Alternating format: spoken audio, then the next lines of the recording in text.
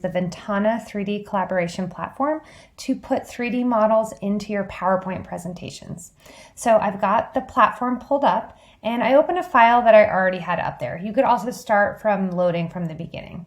And I'm going to hit edit. And so you want to make sure whether this is reprocessing an existing asset or uploading a new one, that optimization is turned on. I'm also going to click advanced settings. And I'm going to set this to 40,000 polygon limit. The technical limit is 60,000 for PowerPoint, but the smaller, the better. Next, you want to make sure Draco compression is unchecked. PowerPoint cannot handle Draco, so you need to make sure it is not checked. Last, you can go to the texture compression. So PowerPoint needs to have 2K max or smaller. I'm going to go with 1K just because the smaller the file size, the better it will be. You could do lossless, but again, I'm going to go with lossy and aggression of 5 to further compress my 3D model and make it as small as possible. So that's it. I'm going to hit save.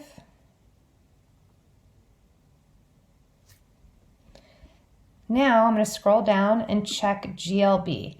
That is the file type that PowerPoint requires. And now I'm going to hit download and then go to my PowerPoint deck. As you can see, I already added some, so I'm going to delete and let's re-add them. So if you go to Insert, 3D Models, this device, I know that showed up in my download folder. I'm going to hit Insert. And now you can move this around just like any image. And you can also resize it. I'm going to make it a little bit smaller. Perfect. And I'll add one more. So remember, Insert, 3D Model, this device. And I'm going to grab a different pair of pants that I had already downloaded.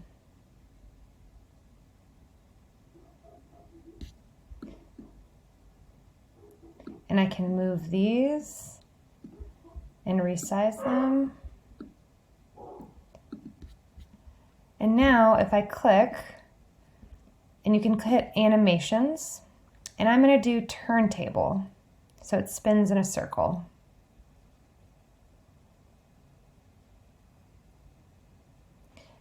And then you can add the next one, hit turntable again.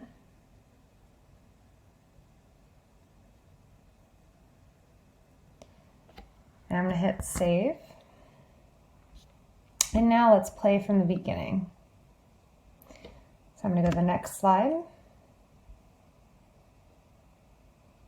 And if I hit spacebar, the animation will begin. And if I hit the spacebar again, the next animation will begin. So it's that simple. And if I hit escape and go back, you can see the number 1 and number 2. That's the order of the animations. So I hope this was helpful and you can use this to create amazing presentations.